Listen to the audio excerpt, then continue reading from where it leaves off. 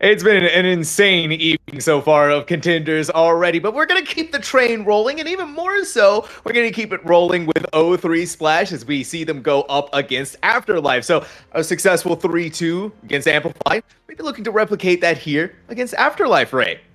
Yeah, I mean, we've already gone over O3 Splash. You guys saw that last match. You guys know their roster. So let's talk a little bit about Afterlife. Just looking over my notes here. Rhino is their tank. Big time leader for that team. And the most interesting story to this, if everyone was looking at Twitter today and watching that Owl news, Lethal was dropped by the London Spitfire, who has been an incredible DPS player for Redbirds and then for London Spitfire, is on this team and going to, I don't know if he's starting for them, but he is on this team and eligible to play for them tonight. So that is an awesome storyline. That is an awesome storyline. It's a crazy thing to be able to talk about for Afterlife. Now, there is a slight, little bit of a wrench that needs to be thrown into that. This team is still relatively coalescing together, right, Ray? They're still, once again, getting used to each other. So it's what happens in contenders, right, Ray? It's what happens here in this scene. So we saw that Amplify, even though they were also in a sort of similar position, that, hey, they did a fantastic, phenomenal job. Maybe they can make it work here as well. But to start things off, I hope you like Lijiang Tower, because we're going to go and do Lijiang Tower again here to start things off with our O3 Splash versus Afterlife map series. Yeah, I mean, what a way to end it in the previous match. So I hope that same energy comes from both teams as we head into this exact same map. For starters, Lijiang Tower, very excited. I mean, we kind of know what we're expecting from O3 on this map. I mean, we didn't get to see Night Market. Oh, we get the day version. Okay, we get in all flavors of Lijiang Tower, and we're starting on Night Market or Day Market. So we're seeing everything. As we take a look at O3 Splash on this map, they're going to continue to play these Ramatra-based compositions. Afterlife is looking at Winston as it's currently constructed. So they're looking for more of this dive-based composition. Looks like they're going to play that classic Winston. Zera probably going to go over to the Tracer after the Symmetra TP. So this is classic what we've been seeing in Overwatch League. Absolutely classic. It's what's been working the best in Afterlife. If there's anyone who could possibly make that happen, it could potentially be them. O3 Splash, however, coming off of the high of victory given to them, they are more than ready to bring things out here. And indeed so, with them being on the point, being in control of it, is going to force Afterlife to go into this brawl style composition, and that's not what they want, but that is exactly what O3 wants. And guess what, Lukewarm, for this Sojourn, I'm gonna be watching your heads, if whoever you are. Yeah, I mean, I'm looking at this O3 Splash team, and the idea for this Afterlife composition is you're looking to dive. You're looking to find a hack, Winston diving with your Sombra and your Tracer. But who is there to dive on this O3 Splash team? Everyone's so either, tanky, or there's an immortality field, or an ice block. Like, the only one is Sojourn, but you have a slide who can just slide away. Yeah, and look at that. Afterlife, Rhino immediately dives on top, and it was Boat. Boat just ice blocked. O3 Splash still trying to stay alive, but Afterlife is doing a phenomenal job at throwing out things like an anti-nade. Zera's in the air, and still fighting it out, but gonna be punched right back.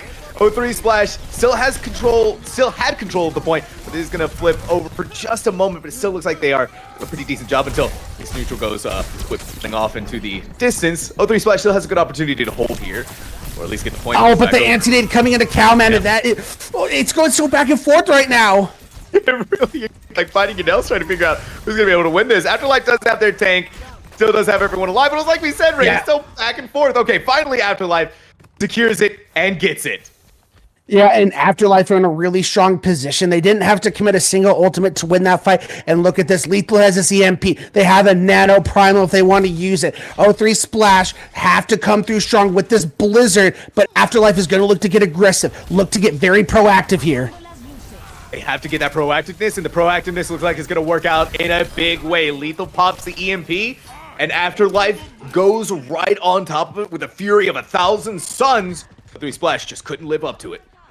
And that is what you're looking for Afterlife. Winning these fights, committing very few ultimates, keeping that ult economy going strong. And I mean, look, so you can try and commit into this next fight. Get the Nano online. Oh, that was really close. Oh, Rhino was looking dangerous. That was looking dangerous, but give him a will away and a time to get out of there. Lukewarm! seeing a way onto the head of Lethal, but maybe this Nano is going to come up big. Neutral dives up into the air and it goes onto the other side. Zero realizing that they might need to put up the Blade Deflect if they want to survive through to live and be able to do things like, hey, get a dash kill onto boat, reset themselves back over.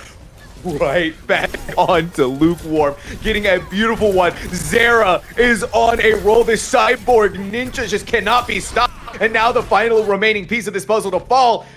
I may have lost it, but they have gotten it back. And now making that final march, Ray.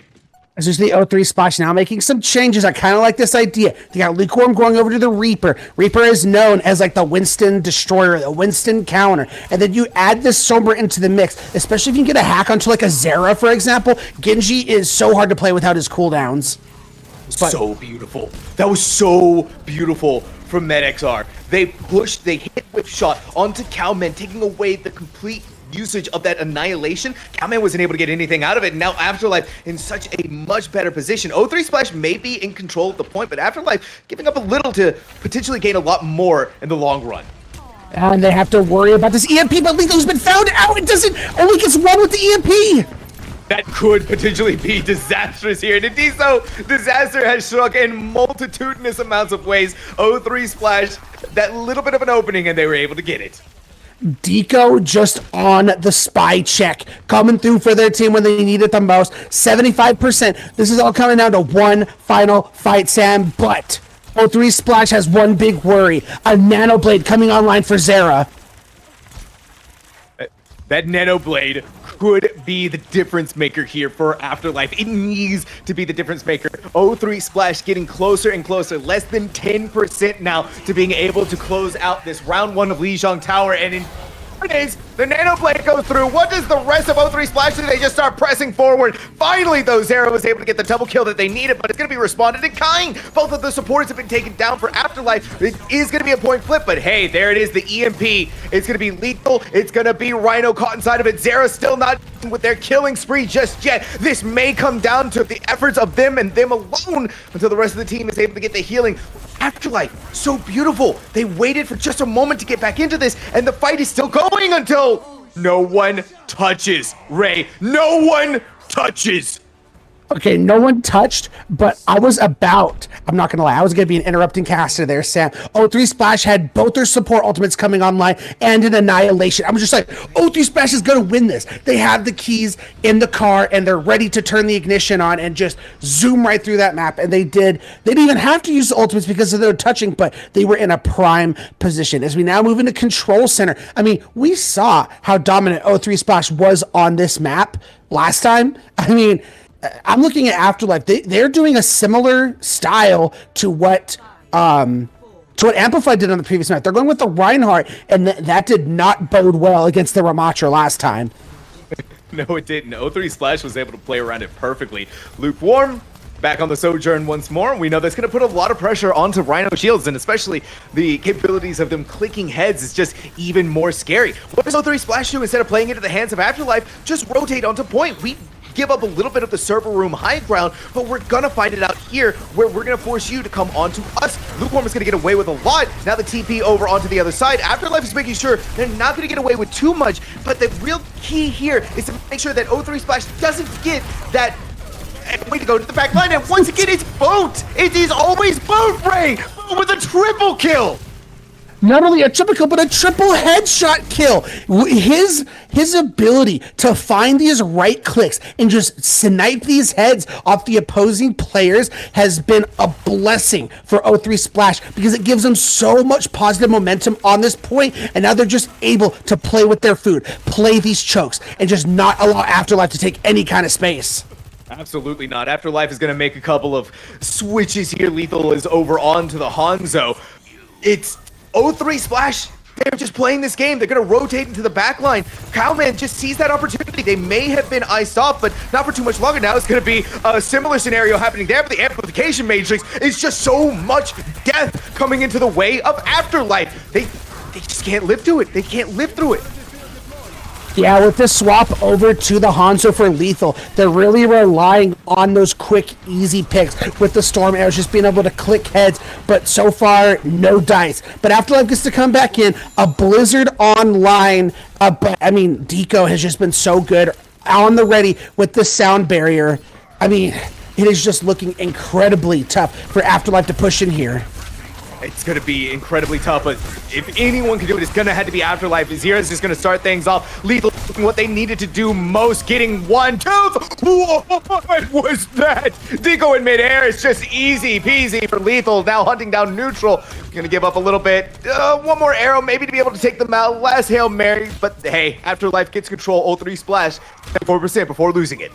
Yeah, that's that owl type leadership we're looking for from Lethal. Coming through, clicking those heads, and now they have the point control, and now they get to be the aggressors. They have the ultimates in their back pocket to use here, but they got to be careful. Boat, who's been so good on this map, has this Blizzard online, and Afterlife has no Blizzard to counter it.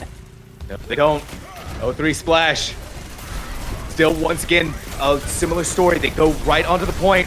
Rhino wants to use that Earth Shatter, but realizing that, hey, coming in is going to be that Blizzard, just get out of there, bait it out, and throw in the Dragons. Lethal already starting things off, but guess what? It's a lukewarm headshot right under their face. Rhino on the point. 0-3 splash to back off for a second here before rotating back over towards them. Rhino looking for that right moment. That Earth Shatter still in their pocket, but the team is slowly falling to Lukewarm, who's just having the time of their life, Ray. Lukewarm said, "Look, Boat, I know you got a triple kill for yourself at the beginning of the fight, but let me clutch this up for the team. I'll get a triple of my own. These DPS are just playing so well for Oathly Splash, but again, very expensive fight for them. The only consolation prize they got was they forced a lot out of Afterlife. So Cowman, again, annihilation, but Lukewarm, we saw him come through with the hero play on the overclock, has it again." Let's see if they're going to be able to make the magic happen twice, or it was just a fluke the first time. Could potentially be here. An Immortality field and a lock-on side. Lukewarm pop the overclock, but instead the only thing that's going to be popped is them right into the ground thanks to the efforts of Rhino. Cowman's annihilation, but really it's just them alone, Ray, and a couple of the support lineups to maybe be able to give them some sustainability. That annihilation has found nothing, and Afterlife is going to find control of the point. And that's an extremely positive team fight for Afterlife. You win it, force out every ultimate that 0-3 Splash had, and in the meantime, you're able to build up some of your own. Zera, who's now swapped over to the Sojourn, almost has this overclock, so 0-3 Splash is going to have to find a way to push through and get a pick and make something happen, because they don't have any ultimates coming online. Oh, beautiful fire strike. Lukewarm has been eliminated. Good news is for 0-3 Splash, they still have time. There's still a lot of percentage left for Afterlife to work towards and some room to build up towards their ultimates. Talking about these ultimates, neutral, I mean, we've seen them come through huge with this amplification matrix because it just blows up Rhino's Rhine shield. So, I mean, you got to be very careful as 0-3 Splash is pushing through.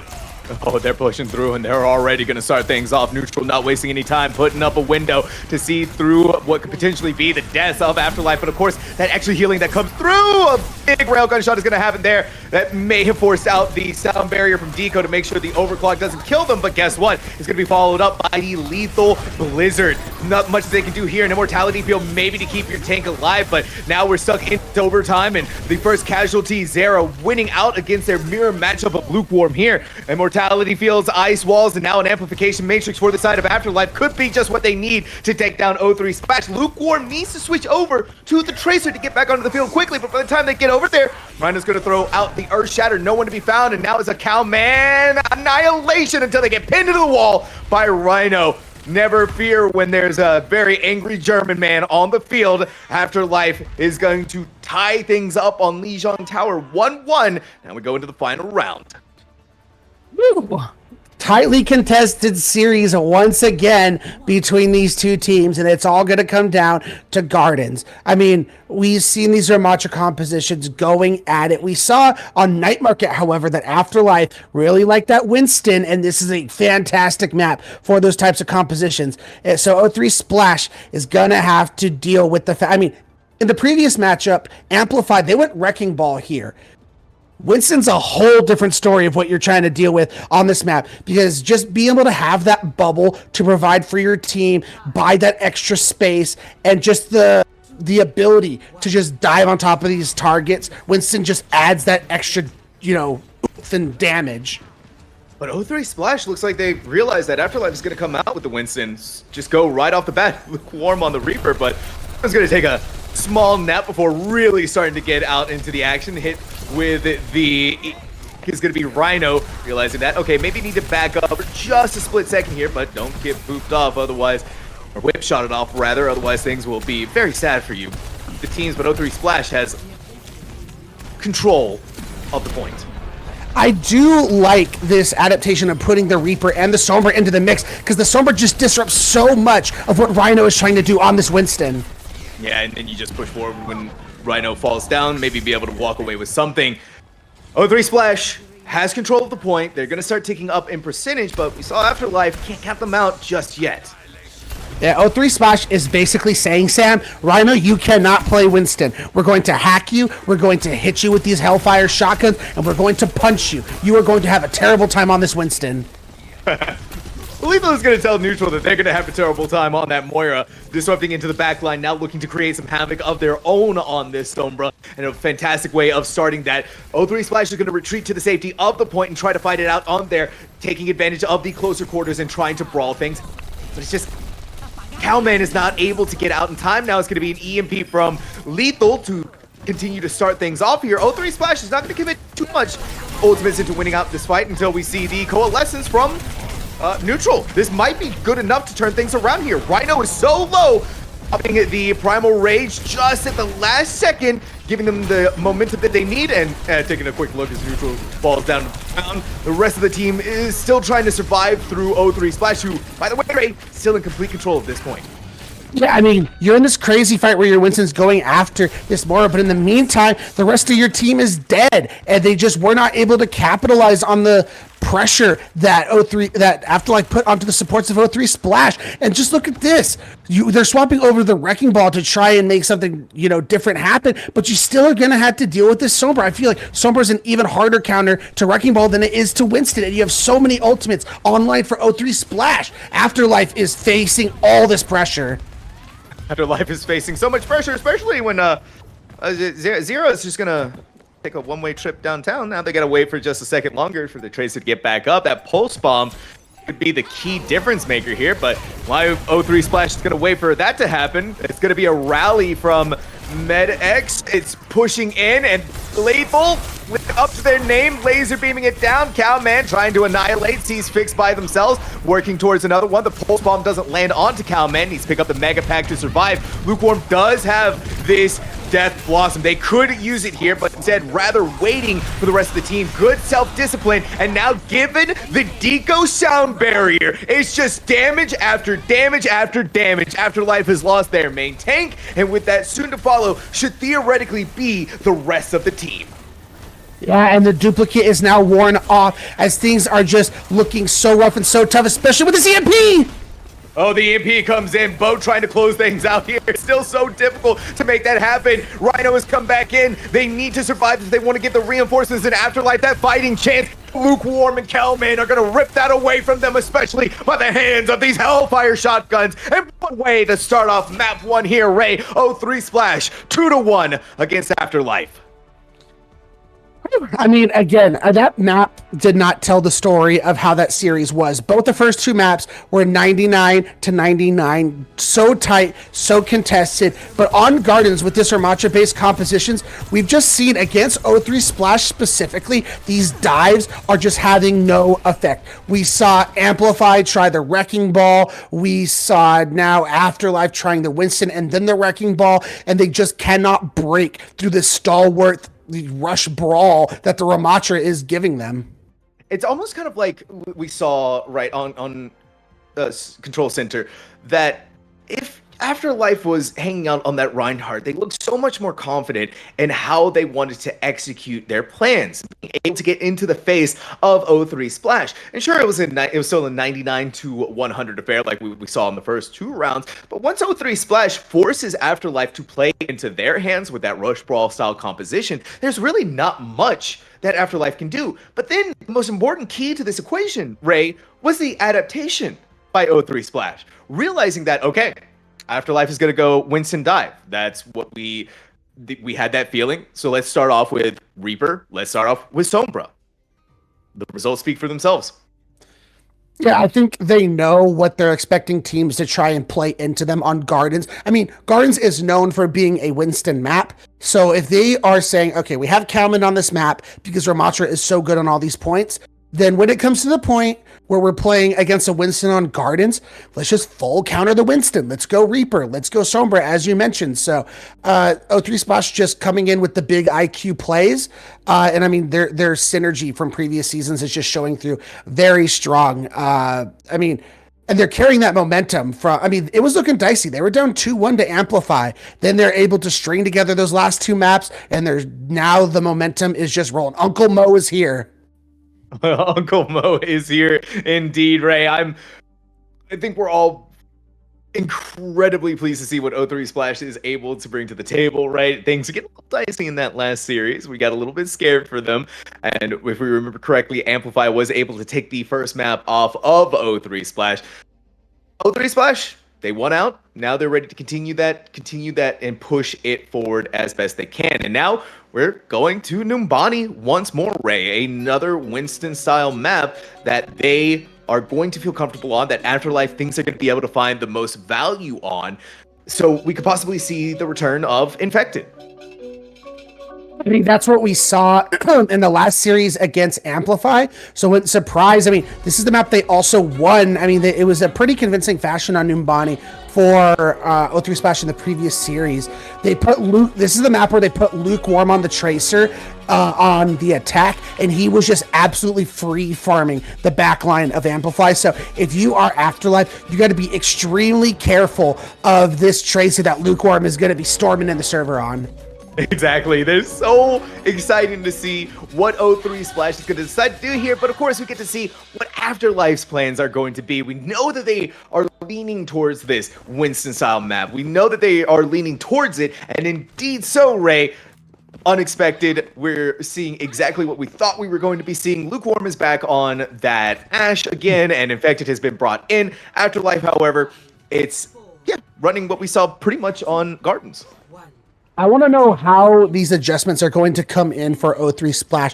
They had a terrible first fight against Amplify, and then they were able to hold it for a decent amount of time, but they cannot allow themselves to get dove so easily on this high ground. They just let Tap on the previous map on the Tracer just go after Lukewarm and put so much pressure on him. They cannot allow Zera to do the same thing once again. No, they can't. And O3 Splash is going to hold onto this high ground for dear life. Infected to dive down below and put some pressure down onto them. Rhino hit with the anti-nade, but that's going to actually force them away back over towards this high ground corner. It's Lukewarm in this angle, however, that's still able to apply so much poke pressure that they really can't go very far forward, Ray. And like we mentioned, the name of the game is trying to take this high ground away, put this pressure onto Lukewarm and these supports. I mean, it's a tough. That's why Numbani can be such a struggle, but they get a lot. There you go. That's what you're looking for, the anti-nade.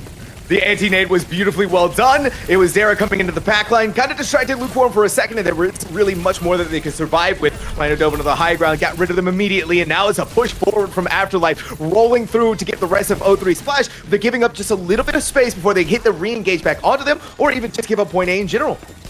There it is. Looks like they're going to re-engage here because they have the touch coming in from both on this Tracer and the Nano. The Nano boost keys it over into Infected, but Rhino's going to get the same pleasure as well. Still a lot that could potentially go on here. Zera does have that pulse bomb, but so does Boat. So we're seeing a lot of things going on back and forth. A really good stick from Boat right onto Mad X. Lethal, however, does have the duplicate on the Ana, looking to build up towards their own Nano boost as quick as they can, but running out of time. Only 3 seconds left to go, and there they have it. Back over onto Rhino. Fix has done their job. It's back and forth, but of course, with that Nano boosted Rhino, it's going to get a lot of damage. Infected to try and stall things out, give the reinforcements to that Primal Rage, but Rage's looking dicey. It is looking dicey, but he might be able to buy just enough time with his primary. See, look at that. Some of the spawners are already back. Infected, buying the time the team needed. That was a beautiful call from the rest of the team, but how much more can they survive? It was just so much damage, and the Stinky Bomb for the execution sentence. Rhino now done with whatever is going on here. The shenanigans of O3 Splash throwing around their angry fish, and it is destruction chaos and a point A for Afterlife. I mean, once again, they did take so much time off of that clock. We were coming up to around a minute and a half or so on the clock when they finally got that. So 3 Splash does a great job of draining a lot of time from the get-go. So it puts pressure on Afterlife to get this cart moving and win these team fights very quickly, or else you're going to be done with point B because it takes such a long time, and you're going to have like almost no time on the clock. We got to give it to Fix. These anti-nades have just been amazing at setting things up for Afterlife. The way that they land them, we saw it happen with Lukewarm, and they're continuing to do it here, just putting and applying pressure and kind of stalling O3 Splash out for just a little bit longer. A whole bevy of ultimates that Afterlife can work with, Ray, could potentially be point B very soon. The problem is you come back with O3 Splash. They have lots of ultimates to work with online as the nano comes in, but neutral has been found. Neutral has been found. O3 Splash did it. Their dying breath. We saw Neutral give out the nano boost, but it's just not going to be good enough. And even though Boat landed that bolt bomb on a Fix, they have no supports for O3 Splash. That's going to force them to back off, and they both can't even get out in time. Now we have Infected out there by themselves. Not going to be much longer for their life either. Yeah, Lethal on this Echo has just been ridiculous. Putting so much pressure on, I mean, the damage they put out and then the focusing beam, it makes life hard, especially for Lukewarm on this Ashe. I mean, they're just putting a lot onto these supports, and it's making it hard for them to protect Lukewarm. It's so difficult, right? But Afterlife realizing what the linchpin success of O3 Splash is, if we just continue to put the pressure, that is an unreal stick from Zera, but Infected is going to survive through it cleanly, still making their way through, going down onto the low ground. Zera not giving up the chase just yet, wants to find out Boat, but they hit the recall, now to regroup with the rest of the team and continue the push forward once more. I swear to them, I blink. It's like the cart is like halfway through the point. It's ridiculous how much time Afterlife is moving this cart in. It's insane. And Lukewarm still yet to use this Bob, but it's going to be a nice stall tool for this point as they round the final corner for point C. And Lethal has this duplicate. Whenever they're ready, whenever Afterlife is set up to go, they hit that duplicate. We saw them use it on the Ana last time. It's just to see what they want to do this time. O3 Splash still has the 2 ultimates. Now make that 3. If Bo could maybe land a nice pole bomb, could potentially use Bob to stall things out in the next team fight. Or just go ahead and there goes the Bob on the point. Yeah, just go ahead, use it now, fight things out. Push Afterlife back, give O3 some breathing room here. It's going to be Lethal duplicating onto Ana once more, ripped out of it, trying to escape route, but Boat just not quite able to secure the kill onto them. The payload is still getting further and further, and hey, this team fight has been going on for what feels like years now. It's been quite a long one. So much time is off the clock. Is the rally now invested by O3 Splash, and what I thought was a winning fight already, forcing Afterlife back. But I feel like if you're O3 Splash, you're gonna want that rally back, because now you're relying so much on Boat to come through with another big pulse bomb, because Afterlife has both their support ults to use in this next fight. I mean, I don't know about that. I don't know about that either. O3 Splash in a really rough position.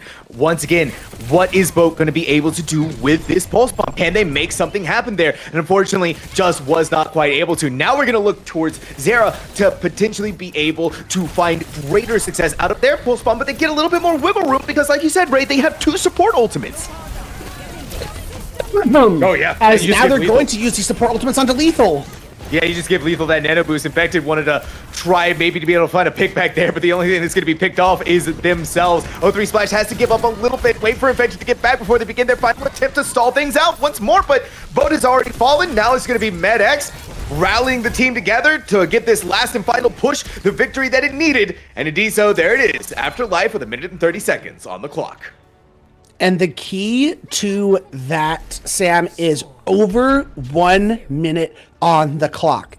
So if you can force O3, I mean, the goal is to, not even let them complete. But if you get them into overtime, you're the only team who gets the next attack. So that is the key difference when it comes to these hybrid maps for Afterlife. So that is a crucial 30 seconds on that clock to add to the minute.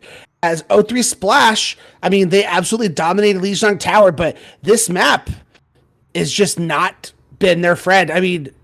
Lukewarm on that Ashe just was constantly under pressure and just couldn't get the free reign to take those shots that he needed to. Yeah, exactly. It's like O3 Splash when they're forced to have to go up against a Winston composition. Doesn't matter the team so far that we've seen, Afterlife or Amplify, they struggle a lot more than the teams that are able to get so much more out of the Winston. And I'm pretty sure that's why we're seeing Numbani once again. Afterlife so confident in what they can get out of Winston, and we're seeing it obviously working out so very well for them. And it was a little bit of a rough go on that point A. Point B was basically a speed run, similar to point A was point C, but hey, a minute and 30 seconds, Ray, that's, like you said, a big victory for Afterlife. As we now look at this defense for Afterlife, I mean, they're going to be playing the same thing that O3 Splash was, pulling out that Ash, lethal, very profound on these hit scans. So, I mean, on their previous attack for O3 Splash when they played Amplify, it took them a while to get this point. Are they going to be able to get this requisite dive going a little bit faster? Because they're going to need that to get a good time bank going. That they are. Diving right in, Infected on the low ground, but still on the high ground, trying to pop bubble is Boat, looking to see if maybe in the air, but of course you're gonna have to deal with Lethal, looking to clip your wings and get you out. Of course, all that poke damage coming through, meeting them on the low ground. Lethal readjusting their position, realizing that things may get a little dicey if I stay up there for too long, is now gonna try and fight it out on the ground before realizing that Infected's behind them. Infected's not getting out. Wow, I mean, just absolute domination. Zera on this Tracer is just free farming, Sam. This is insane. And because your Tracer is able to apply so much pressure to your backline, it doesn't allow Boat to get the pressure onto Lethal that he needs to. And now Lethal has all these sightlines. It's what O3 Splash could not do on their defense. Oh my gosh. Lethal just rips ahead right off of Lukewarm. That takes away all of the potential for Splash to interrupt into the back line of Afterlife, and Infected might not even be able to get away with their life. They are going to be able to, but that's still a really scary moment for them. I mean, Zera also, I mean, double DPS ultimates into this fight. I mean, you did get the nano first of your O3 Splash, and maybe you could take advantage of that. Yeah, indeed you are. Infected is going to be hit with that, but guess what? Bob is going to even things back out once more. It's just throw it right onto the site, and Infected has nowhere to go. Zera's just having the time of their life, by the way, on the other side of this point, on the other opposing side of this high ground, and is still looking for more opportunities to go and maybe be able to use this pulse bomb. Finally, Infected is able to get Lethal out, but it needed to be done with a Primal Rage. Yeah, that's two, as you would say, chevrons on the point, but the Tracer is in the backlines ready to go as the dupe comes out onto the Ana. Okay, Lukewarm finally done. Not lukewarm anymore, as full piping hot as they take down Fix. Now looking to rotate back on the site, get rid of Rhino. Great success is going to be found there. A rally in from MedX. Stall things up, burn as much time as O3 Splash did to Afterlife, but O3 Splash is going to get control of point A, payload, and start their own push. This feels like deja vu. O3 Splash had a very similar attack to what Afterlife had, but as I talked about, this puts pressure on O3 Splash because Afterlife finished with a minute and a half on the clock. You're going to have to be winning these fights cleanly, decisively, and quickly to build up this time bank on point B. You got to make up that time. You got to make up that time. You do not want to give Afterlife the lead in what was a fantastic push that they had on their own on this hybrid map of Numbani. O3 Splash still has 3 massive ultimates that they can use to make this happen. It's going to be waiting for the right opportunity. Could be a potential for lukewarm or even neutral nano boosting Infected, just like that, bringing them in right into the backline. Afterlife needs to meet them to make sure their DPS, or their support lineup rather, is going to be able to survive, but MedX is not going to be able to say that. Doing their damage that they've done, Infected is right on out of there, regroup the team, and continue pushing. And this is exactly the type of attack you need, but they got to continue to apply this pressure. If they don't find another pick here, you could be looking at all these players coming back for Afterlife to recontest. And Deco still has the rally. If things are going sideways, you just pop that and give the team the sustainability that they need. Infected dipped a little bit low there, and now we have the rampaging Winston of Rhino looking to maybe be able to do what they did earlier and knock somebody off, but or at least what Infected did to them, but it's just not going to happen there. Lethal does have the Bob when you use it. Afterlife, a bevy of ultimates to stop this push from O3. As that Bob and the rally come into play. Yes, indeed. Bob, Rally, Deco They're going to want to keep the team alive and actually doing a fantastic job of it so far. Zera has been taken out. It's going to be a nano boost onto Rhino, and that is the death sentence here. Lethal blowing them up with dynamite, and Afterlife firmly planting their feet on this payload. I mean, it cost a lot from Afterlife, so if you're O3 Splash, if you can come back in this fight, you're going to have both your DPS ultimates and your nano boost online, but your target has to be Medixer, because this rally is coming online. Got to focus them out before this starts to give Afterlife the sustain they need to outlast these ultimates you're about to throw in. Absolutely. O3 Splash needs to be decisive. They need to be quick, and they need to make it happen now. Boat, a duplicate. Who are they going to choose? We saw a lot of Ana out of Zera. Maybe this time around, though, we could be seeing something different. Lethal, rather. Sorry, apologies for that one. Lukewarm now, ready to make sure the stick happens, but it's just, again, not quite able to do it. Rhino so low.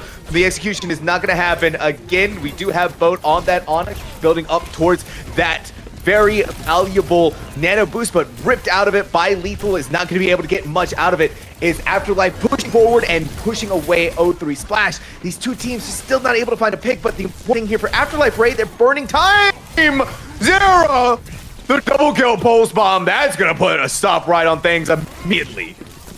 And I'm not going to lie, Sam, that could be the nail in the coffin for O3 Splash on Numbani. They committed a lot of ultimates to that fight. Afterlife, in the meantime, has built up to 3, and O3 Splash is now bringing Boat over to this Hanzo, hoping to get a headshot and, you know, set up a quick, easy team fight win with a quick pick. There's got to be something here in the tank for O3 Splash. They got to dig deep, find whatever they need to stand up to Afterlife, but it's just going to be hard when Afterlife has not 1, not 2, but 3 ultimates. But that might be an opening. That might be a hope. Zera falls to Lukewarm. Bob is going to come back onto the field to fill in the missing spot in that lineup, but Bob is taking so much damage. Boat is just going to dump on top. It may have fallen, but so too does Lukewarm by the hands of Lethal. High ground position that Afterlife, they are abusing the heck out of it, and O3 Splash just can't survive through it. As now we see that nano coming in onto Rhino, but a great sleep coming in. We've seen it time and time again. Those sleeves could be a big game changer in neutral, making sure that Winston is not going to get much out of it. Lukewarm finally post bombing things up and blowing the door right open for O3 Splash to potentially be able to take this. And Lukewarm clutching when they need to, with the help of neutral, gets to point B in overtime.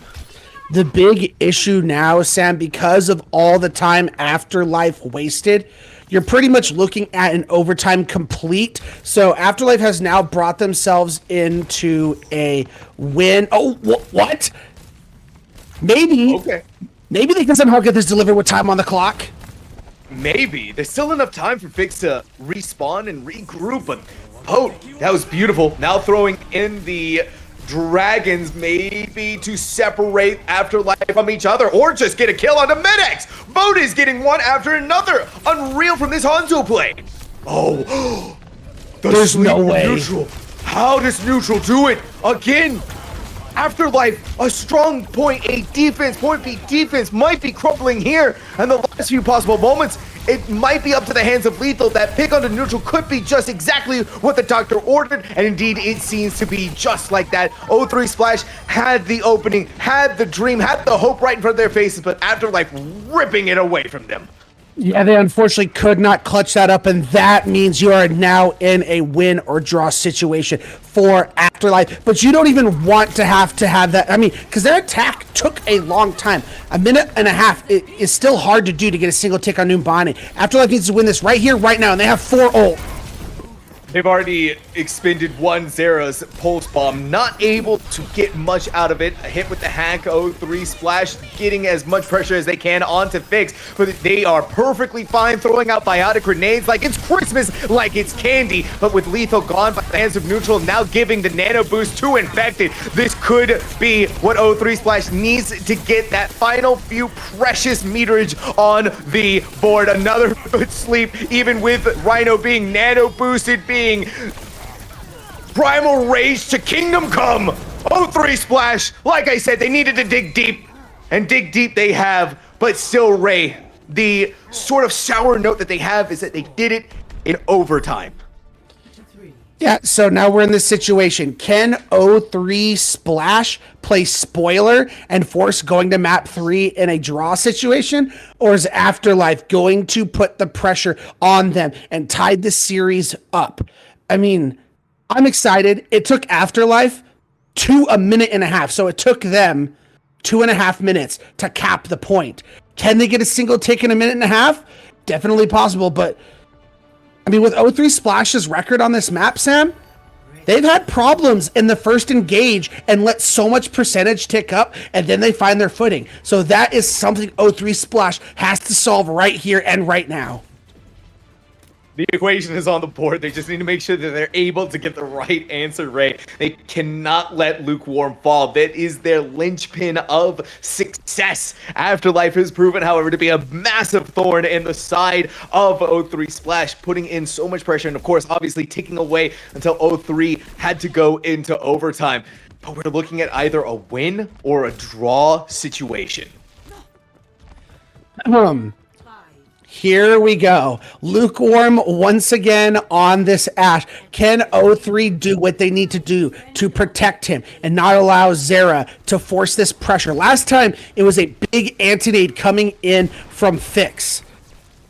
Let's see if they can happen again. Exactly, coming in from Fix, Zera to distract them, and then Rhino to hit the execution with a melee on there.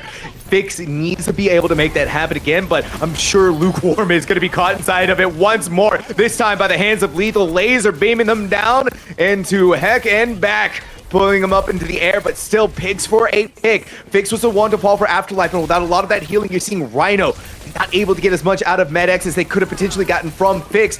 Down falls Lethal, and Ray, time is running out for Afterlife. Less than a minute to go, less than 50 seconds. I mean, but Afterlife is doing the right thing and backing out. Rhino gets anti-nated, but it really doesn't matter, as, I mean, this is all just going to come down to positioning. I mean, Neutral is leading in this nano battle, and that could make the ultimate difference, but Zera might get this pulse bomb in this fight and could make the hero play happen. It's starting to become now or never. Less than 30 seconds. Our final team fight is now on the board. Boat looking to take on their mirror matchup before diving out to the backline, getting poked so much here by Zera. The pulse bomb goes out, but the kill doesn't happen. Except for Lukewarm is going to make that kill happen. Both of the Traces have been eliminated. Lethal not to be left out of the equation as we now take it to overtime, Ray. Yeah, and both Tracers who both had pulse bombs are now out. Who can get back faster? Who can step the play? Infected much closer to this primal, and that could be the ultimate difference maker here, Sam. Oh, Lethal! Slept, but still getting away with a double kill. Lethal is indeed lethal. Just what they needed, just at the last moment here inside of this overtime. But Deco is going to try and equalize things out once more. This pulse bomb goes through, no one to fall from it. Lethal duplicating onto the Briquette. It's Lethal, the lethal game, over and over again by the hands of this Echo. Afterlife. We almost got to the draw, but still, Afterlife comes through on the other side. 1-1. Listen, even if you're a fan of O3 Splash, nobody likes a draw. That's no fun. Afterlife evens up the series, and man, what more could we ask for in this series? Afterlife really found their stride. I mean, their Winston-based compositions, the sync up between Rhino and Zera is just amazing. What more could you ask for out of what was happening here for Afterlife? That was a nail biter of a conclusion, though, Ray. It could have gone in either direction. It was just that O3 Splash, when Lethal was ready to activate, just couldn't stand up to him. He was a literal force of nature on that Echo. You got rid of Lukewarm, you got rid of pretty much the entire team, really, by their hands alone. Unreal performance coming out for them, and then you give the rest of the Afterlife the props that they deserve as well, right? Rhino on that Winston, knowing when to engage, and Fix those anti-nades are what gave Afterlife so much value. We folks have a series, so I am very excited to see where we go from here. Interestingly enough, if I remember correctly, I'm referring to my notes once again, but I believe Fix might have have some history with this team. I don't remember for sure. I'm trying to check my notes for that. But Fix has been incredible on this Ana. Fix has been incredible on this Ana. It's been a performance of a lifetime from them. And like I said, a lot of the engagements that found great success for Afterlife was with their anti-nades hitting onto the high ground. We are also going to be seeing a small substitution here, Ray. We have Iron coming in for Rhino. Teams are still trying to figure out everything. So I think while they're taking a small break for themselves, I think a small break for us is going to be in order. We'll be right back. Don't go anywhere.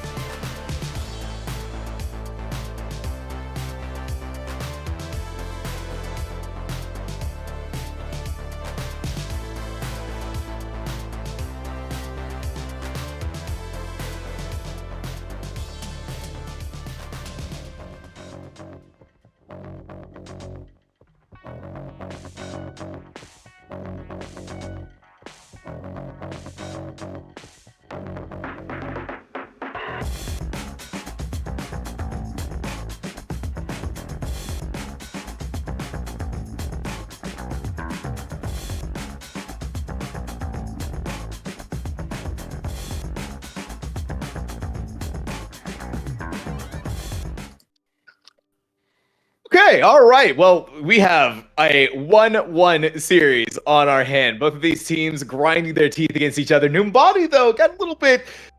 We were scared there for a second, I think, Ray, right? We were scared that it was going to end up in a draw, but Afterlife managed to pull it out at the very end.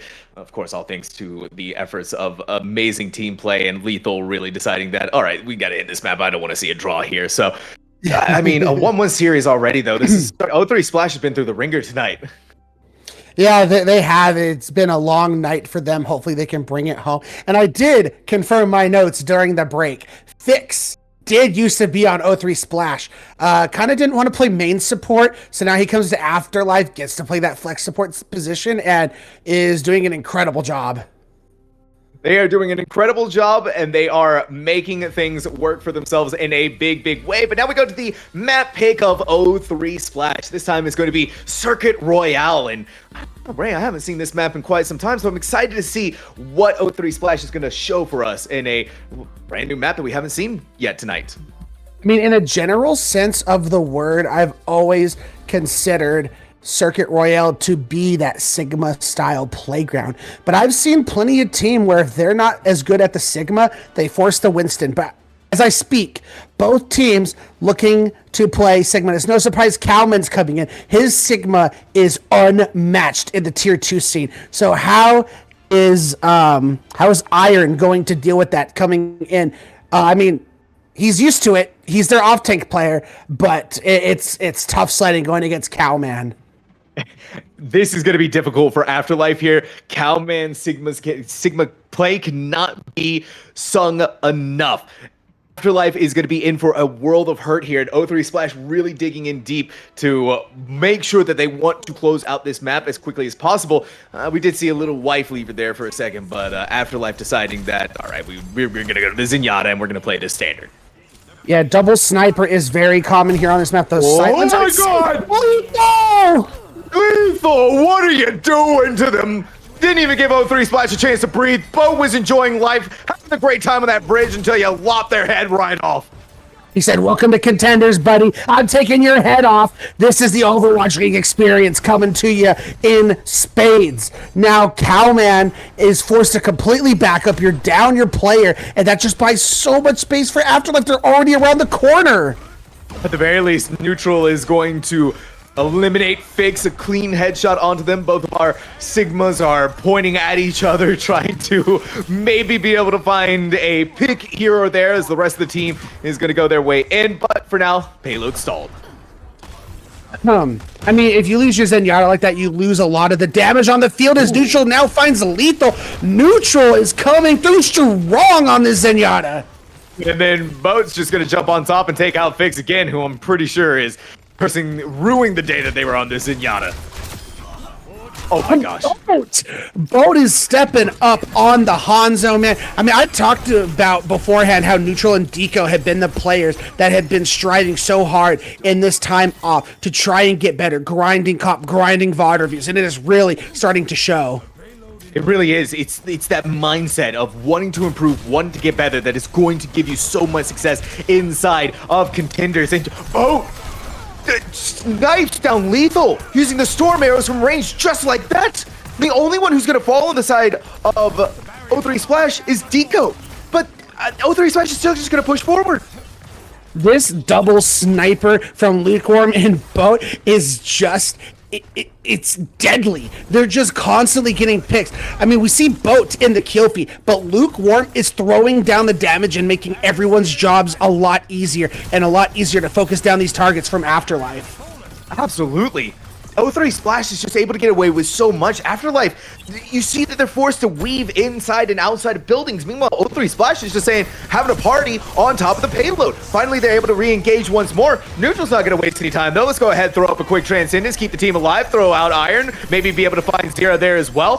Quick Immortality field saves Cowman's life, and they still have so much ultimates to work with here, using both of your support ultimates.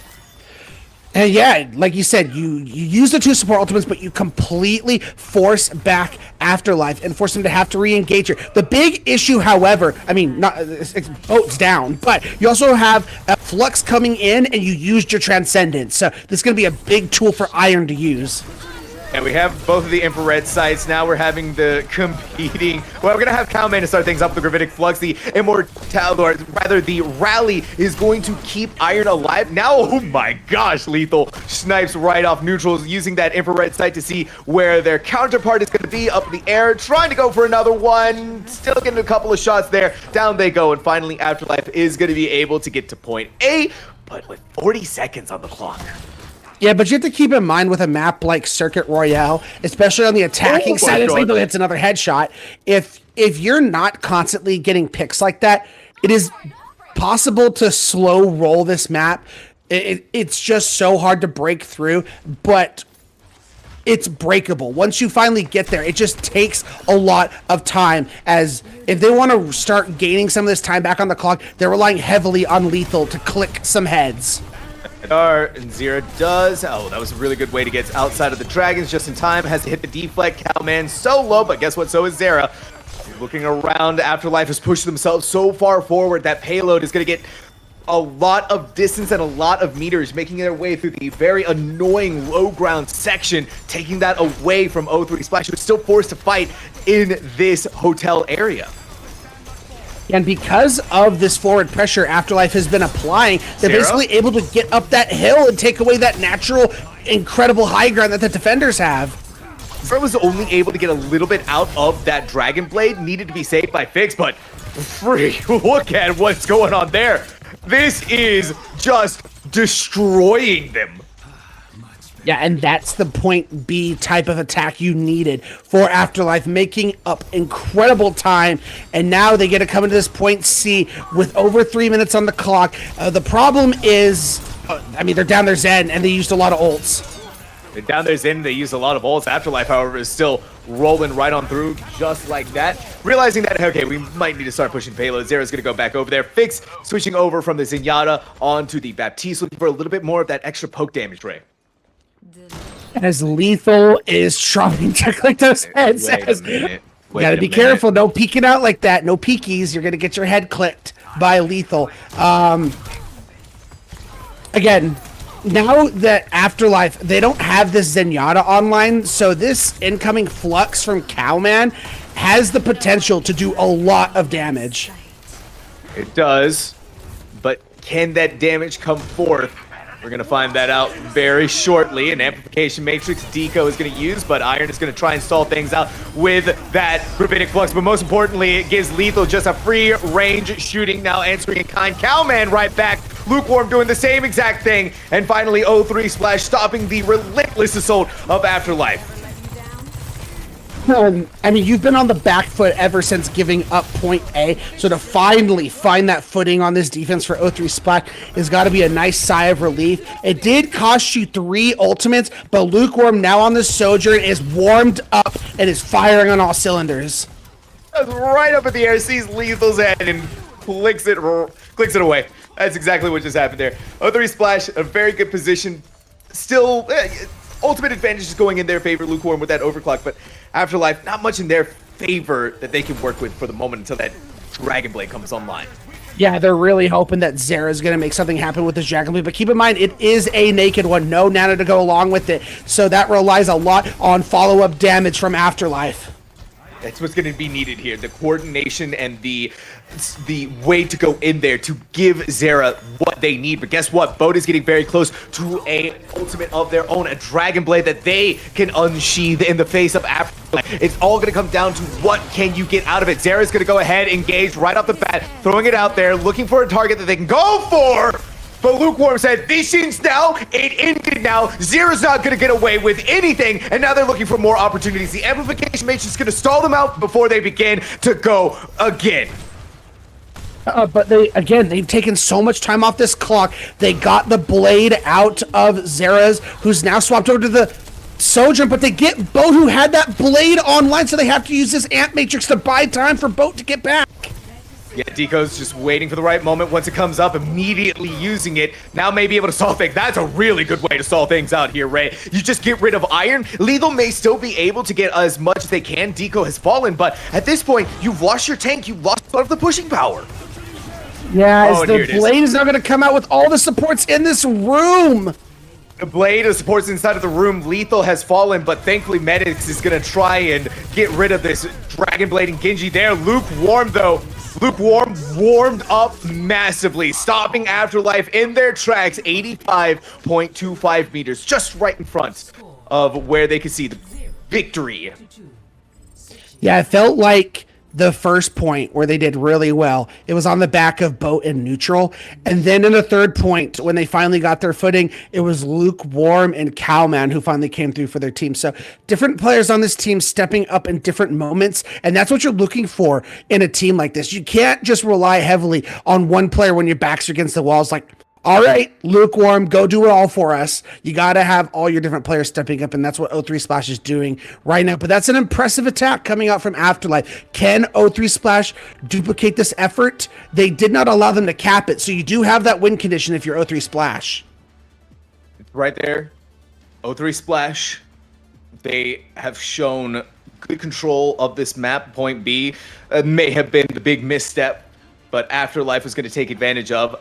However, we're going to see what O3 Splash is going to be able to accomplish here. Lukewarm on the Sojourn really showed out in force, and now both back on the Hanzo could potentially be doing the same thing here. What we saw on those long sight lines got away with so much. And even though Lethal with this Widowmaker, sure, they're able to get a couple of headshots here and there, it's just not able to quite find the value that O3 Splash has been getting.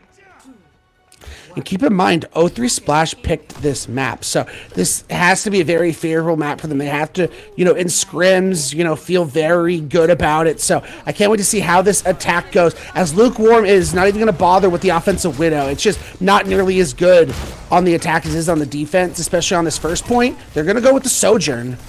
They're going to go with the Sojourn, but now they're going to have to wait to be able to use that Sojourn. Fix, clean headshot onto them, both trying to fight off Lethal and prevent them from getting away with too much there, realizing trying to stay safe, but safety is not going to be found, not when Lethal is on the case.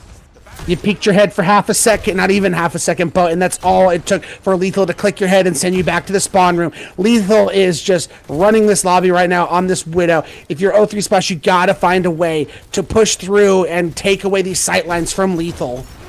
You got to prevent them from being able to use that. At the very least, rotate it around and maybe put the pressure onto Iron. Being able to get around this bin is a good start, but obviously, once Lethal is able to set up, O3 Splash is going to have to watch out because Cowman's just lost his head. I mean, a great accretion rock coming out from Iron, and that allows Lethal to just go to town as he finds more. Lethal stepping up for Afterlife. Oh, I knew Lethal was going to be a big addition to this team, but he is insane. Insane is, I think, probably the appropriate word here, Ray, for sure. Unstoppable, it seems like so far, and now that they're in a better position where they don't have to push up, they can just stay in one place and root themselves there. It's just Kovacs to them now. Yeah, one has to wonder, however, as, O3 Splash has gone through so many maps. This is map number 8 for them. If fatigue is going to start to set in, as half their time gets off the clock for this point A attack, can they finally push through? They have to find that somewhere in their souls, but Afterlife has so much ultimates that they can use. An amplification matrix has been put out by Deco, but guess what? We have Gravitic Flux, Dragons coming in, now an amplification matrix here. That amplification, that window is moving along with the payload, but O3 Splash is just not able to get that much out of it. You even forced Neutral to use that Transcendence to keep the team alive. And not much ground has been gained by O3 Splash before Afterlife gained it right back almost immediately. As we see Lethal trying to poke through this little... That's one of my favorite sniper shot spots on this map. It is insane that you're able to, hit little sniper shots through that little opening. As now Cowman's going to use this, but it's going to only force out the trans. It's going to force out the Transcendence from Fix. Team is perfectly fine out on the other side of that. Immortality Field keeps Iron alive, and MedX is going to put down Lukewarm. To follow shortly after, O3 Splash has no more fangs, has to get out of there before they get hunted down by Lethal or Zera. As now this is where it gets extremely dangerous for O3 Splash. Boat, who's now on this Genji, and Lethal, who's found Cowman. There are under a minute left on the clock. They're relying heavily, once again, on Lukewarm with this overclock to set things up for them, to allow them to get this first point cap. Afterlife, Iron almost has this Gravitic Flux, and nowhere near Neutral is to that Transcendence to counter it. Not at all. That could be a good way to start things off. Taking out Fix, losing out on the Discord Orb, O3 Splash, that could be their moment, especially with the loss of Lethal. Switching things up here, diving into the backline, getting rid of that Genji switch could have been the big play here. And I think for O3 Splash, this is coming up big time. Bo double kill. They're going to be able to get point A. 15 seconds though, Ray, 2 minutes and 40. They need to do what Afterlife did on this point B approach. Yeah, but the big thing for O3 Splash, since they stopped Afterlife from capping the point, It doesn't matter how fast you finish this map now. It's all about just getting to the end and finishing it. Time banks are irrelevant at this point. Time banks are irrelevant, but you do want to have a little bit more in the pocket to make sure that you can secure it at the very least. And Lethal Zera, guess what? They're securing a lot of kills for themselves to stop the 0-3 splash attack. And this is going to be looking really good for Afterlife. Gaining up all of this ground, they still have control of the high ground rate. Yeah, that's where 0-3 Splash failed to do on the defense. They got pressured so much that Afterlife was able to just completely take away this high ground on their attack. Now they get to hold what is one of the strongest high ground positions in all of Overwatch. So how is 0-3 Splash going to go about trying to take this away? How are they going to take it away? What is in... Oh, but that's not going to be a good way to start things off. Zera's going to take things away from Lukewarm, and that's going to be their life. I mean, there's only very few directions you can go. You can try and take the stairs, you can try and take the ramps here, but no matter what, you're going to have Lethal and Zera as these snipers just throwing pressure onto your entire team, and your Sig Shield can only do so much. It can only do so much, throwing them up to the air with that gravitic flux. No one's to fall from it. An immortality field is going to keep them alive. A beautiful aggression rock puts Calman down to the ground to get eaten up by those dragons in the hands of MedX. It's a game of chance, and Afterlife is throwing them all out there. Less than a minute to go for 0-3 Splash. Time is running low, Ray. And both teams threw so many ultimates out on the field. Really, I consider this just a dry fight at this point, Sam, because we're going to have a flux, but it's really going to get countered by this Transcendence. So really, it's about how these teams set themselves up positionally to try and break through, but Lukewarm's already down. Lukewarm's already down. Another victim once again of the Zera headshot right to the face. Afterlife is looking very clean and burning out as much time as they can. 0-3 Splash not looking in a good position. Boat was just at the wrong place. That Iron was like, all right, free Genji. They're running out of time, Ray. They really are. We're down to, 10 seconds left on the clock from what I could tell. And they have a great distance to clear, and they still have to deal with this incoming flux from Iron, who could probably C9 them. Lukewarm deciding to give up the ghost on that Sojourn, trying to play the same game, which switches over to the Widowmaker. It's a Iron Gravitic Flux. It's not going to get anything out of there. You still got to try and fight it out against this tank. You still got to try and fight it out against Afterlife. Overtime is ticking away, but Zera, a hope, a dream, and an arrow right into the face of Cowman. The Storm Arrow to close things out here. Neutral all by themselves. What is a Lone Zenyatta going to be able to do? I'll tell you what, right now, it's not going to be much. Overtime is done, and Afterlife has taken the lead. And Ray, this is the first time we're seeing it tonight on this stream. 2 wins in a row. Not the first time. 0-3 Splash definitely did it in the previous series with Queen Street and Lijiang Tower back-to-back. And 0-3 Splash is no stranger to being down 2-1. It happened in their last series. And then this is where they ended up picking New Queen Street. They get a close win, and then they go to Lijiang Tower and absolutely dominate. Problem is, you can go to New Queen Street and absolutely dominate, but Lijiang Tower is not on the table anymore. So you're going to have to hope that if you get this win on New Queen Street, which I'm assuming is what they're going to pick, that you get a control map that really favors Cowman's strengths, because that's where they have been reigning supreme. Exactly. This is the best chance. And for Afterlife here to be able to close things out, obviously bringing themselves to series point. Push is always kind of that map that we look at here where things could go in either direction, right? What is going to be the composition that 0-3 Splash may be able to have to give themselves that great success? Afterlife, though, I mean, it was just unreal. We know, we talked about a lot about how cool Lethal was doing on the Widowmaker, right? You know, being an Overwatch League player, but Zera was also showing out for themselves, really making that Hanzo work, getting headshots, putting pressure up, destroying the shield quick, and most importantly, really stopping the approach of 0-3 Splash multiple times with an early initial pick. Yeah, I mean, excuse me. The good thing is, coming into New Queen Street, the sightlines for Lethal aren't as strong. It's a lot more of a close quarters map. You might be able to force Lethal on more of like a dive style composition where he plays like the Tracer, the Genji, or the Echo maybe.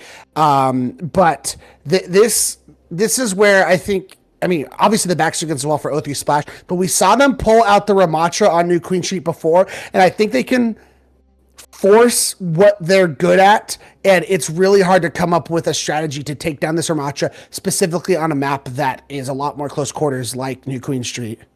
Yeah, the sort of claustrophobic confines of New Queen Street. O3 Splash, they were able to, they did whatever they could to be able to make it work for themselves. Obviously, what we saw from Amplify, they had some ideas of what they wanted to do there, but going in with that dive style composition, O3 Splash was able to play them like a fiddle. And so now we go into here, maybe being able to get that once more. You know, we obviously saw that the Ramatra gameplay that they've had multiple times tonight has just been top notch. It's been chef's kiss levels of good, and it all comes down to the coordination. And so if they can get to a map that benefits that brawl style composition, with looking at it, theoretically, New Queen Street should be theirs. You have to also keep in mind what's on the line here. I mean, Afterlife started 0-1. I talked about how they feel like this is going to be an extremely tough week. They have a lot of tough matchups this week, but they feel like this is where they figure out what the bar is they have to reach in this contender season. But if they can get away, get this victory over O3 Splash, finish out day 1-1-1, they're going to feel very good about that. And if you're O3 Splash, I feel like you looked at the schedule and were like, two very winnable games. It's not like you're going against Saints or you're going against Wisp, some of the big dogs right now roster wise. So if you come out of this 1-1, I feel like it's going to be a slight disappointment. Yeah, right. Especially when we look at O3 Splash, how they performed in the spring series, taking away in third place. It's something that when you go into the round robin stage and you're wondering, okay, what do we need to retool here? What do we need to do? That first night precedence, you always got to keep it in the back of your head. This is still a rosters that are formulating, still getting used to how things are playing, especially new patches where maybe the compositions that really benefited us are now starting to fall out of favor, and the Winston matchups just aren't working out as much as we want them to. And so when teams are able to abuse that by getting their own map choice of where they want to go, well, that obviously works out so much better for them. We've seen it for Afterlife multiple times now, but even in them in situations against O3 Splash where we thought that, hey, Sigma was going to be O3 Splash's territory. This should be an easy win. Just wasn't quite there. As we did have that confirmation coming. I mean, we've been talking like it was New Queen Street, like there was no way it wasn't going to be, and we were right. It is New Queen Street that we're going to. So it's again backs against the wall for O3 Splash, but this is where they really, pick themselves up by the bootstraps, as the saying goes, and really turned it around. And Lukewarm had an incredible map. I mean, actually, no, it wasn't. It was Boat. Boat on the Sombra had a really good map here. So look for Boat to try and make something happen. Exactly. It was the Boat. Every single time an EMP came out, it was a team fight win. O3 Splash looking to make that magic happen again once more. New Queen Street, their territory, their haunting grounds, their stomping grounds, where they're ready to take things and bring us into that map 5 once again. Because, well, Ray, it's now or never for O3 Splash. Their backs are against the wall. We've said it multiple times now. No other opportunities if they cannot close it out here. They do not want to give Afterlife that 3-1 victory. That they do not. So, I mean, like we mentioned, New Queen Street is the map to possibly decide it all. We know that they want to come in here and they want to play the Ramatra. The only time they would ever force off the Ramatra is when the Wrecking Ball came in, I believe, the dive style composition with Wrecking Ball, and they were forced to go Diva, which was great in countering that Wrecking Ball. So, but again, those are compositions those are heroes that Cowman are so good at. So you're just letting him play what he is so good at. So if you are Afterlife, I feel like you got to find a way to force him off these off ticks. I mean, I don't know. It's tough. It is tough. It's trying to formulate it out in your head on what's going to be happening here. And if you're wondering why this is taking us a little while to get into New Queen Street, well, Ray, guess what? We have some swaps coming in, some compositional swaps. Of course, we're seeing Rhino being switched back in for Iron, and Haven is coming in on DPS. I didn't see who he was coming in for. It said Meter in our thing, but Meter is a support player, so I'm not sure. I'm not sure who they're swapping in for, but Haven is coming in. I'm assuming they're keeping Lethal in, so it's probably replacing Zera. But I mean, we're gonna find out here soon. But sorry again for the delay. It's just lots of swaps going on. These teams, I mean, like we mentioned, Afterlife has the chance to put that nail in the coffin and get out of day 1-1, which again, they would feel so good about that. Yeah, and you got to think about it, right? If you have the opportunity to be able to make the subs in, why not take it? Go for it. Get whatever opportunity you can. Close things out here right now. Take no chances. Do not give O3 Splash that opportunity to take you to that map 5. That could be a disastrous result here for Afterlife. It could potentially be the nail in the coffin. We saw O3 Splash having the time of their lives so far on these control maps. They haven't dropped one since the very first one of the evening, and Antarctic Peninsula still kind of thorn in the side for, I'm sure, many of players still getting used to how that map plays in general. You give them a little bit of time, you give them a little bit of effort, and O3 Splash could run away with this. As there we go. So we're gonna have that official map pick in for you for New Queen Street, and when that map pick comes in, we know what's coming, which is some great gameplay as New Queen Street deciding it all. Again, I'm looking toward Boat. Boat's got to be the one to come through. It was his map on New Queen Street, so I'm looking for him to make some big-time plays and set up a map 5 for O3 Splash. Yeah, okay. O3 Splash, we're taking a look at that composition once more, and it's funnily enough, it's kind of like what we saw out of Amplify from Afterlife. We're having Rhino on the Wrecking Ball. Hopefully they don't have the same issue that Amplify ran into where something happened with the poor Wrecking Ball, just dove right in and got blown up. But still, Ray, pretty similar looking compositions to what we saw out of the first evening of New Queen Street, first map. Yeah, so I was right there that they are going to have Lethal and Haven in together. So they're going to go Wrecking Ball with the Tracer Sombra. So that brings in a lot of dive potential. It's going to be all on Rhino, Haven, and Lethal to be syncing up with those fixed Discord orbs. O3 Splash, once again, they got to be synced up as a group of 5 and just not allow any kind of targets to be isolated for them to dive on. Yeah, look at it right here. Ray, O3 Splash, they're doing the same thing. Going inside of the tube, looking to give Calman the opportunity, but it's going to be Haven in the backline, diving right on top of it. Rhino just comes in, seeing if they can find any eliminations there, but O3 Splash is not going to let that happen. We know that this team can get together real quick, unless you have Fix all the way over there, landing headshots onto Lukewarm and getting the pick onto them. As that is just a very impressive first team fight once again for the side. I mean, as we see, we're seeing more pressure being applied as the slow. Oh no, Boat's down. Yeah, that is it. O3 Splash got to reset here. Yeah, Boat was just gonna try and run down Rhino, but Rhino said, okay, all right, I'm just gonna take a free pick there. O3 Splash. Boat decided to give up the Ghost on May, making the quick switch over to the Sombra, and that is why they ran it down. Yeah, now they're matching the Sombra Tracer Lukewarm going on the Tracer Boat going on the Sombra. So really the main difference here are the supports. Can O3 Splash get in there with the speed, but Cowman's down. Yeah, Cowman's down. They're gone. Afterlife, that's going to be a massive victory for them here. Neutral is still going to try and look for opportunities to maybe get a pick with the kunais, but you see how much damage they're taking. Ray forced to go inside, pick up the small med pack, and step over towards safety. It's extremely tough because with this Ramatra based, okay, now they're swapping over the Diva. So now they have the ability, but they have to go on these little mini dive tasks and go after the Ana and the Zen. That was a good eat of Lethal's Pulse Bomb, and then Lukewarm comes out on the other side, lands theirs onto Zera. That is massive of what could be here, but now Haven with this EMP, probably not going to use it, waiting for a better opportunity with the rest of Afterlife gone.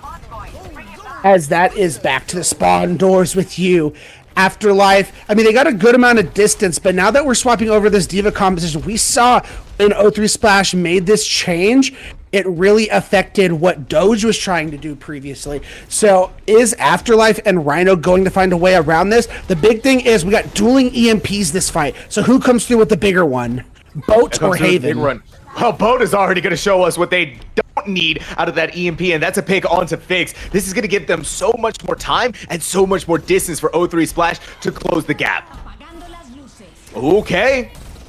Maybe that EMP actually didn't find anyone, unfortunately. Haven's going to try and use theirs, but caught out by Lukewarm, knew exactly where they were, waiting for that. Taking out Haven, who still has their EMP to go for the next round. And now you force out that translocate for the Sombra. Lethal gets really low, forced to recall out of there. But if you're O3 Splash, you still have a lot of ultimates to come back in this fight with. But Haven has not used that EMP, but Lethal goes down.